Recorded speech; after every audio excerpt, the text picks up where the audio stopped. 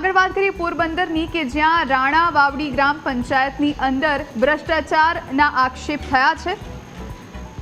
છેલ્લા 25 વર્ષથી સરકાર તરફથી મળેલ ગ્રાન્ટમાં કરોડોનો ભ્રષ્ટાચાર થયાનો આરોપ લાગ્યો છે। મિશન માતૃભૂમિ ટીમે ઉચ્ચ કક્ષાએ રજૂઆત કરતા પોરબંદરના જિલ્લા વિકાસ અધિકારીએ તપાસ માટે એસઆઈટીની નિમણૂક કરી। રાણા બોરડી ગામ પંચાયતમાં છેલ્લા 25 વર્ષથી એકતરફી શાસન ચાલી રહ્યું છે।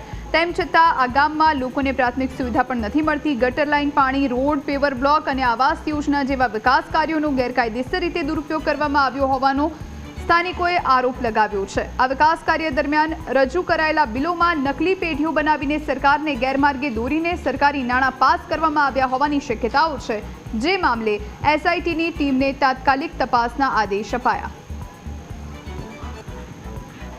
ભાજપના નામે અને નરેન્દ્ર મોદીના સાહેબના નામે બહુ મોટું કૌભાંડ કરેલું છે, ચરી ખાધેલું છે।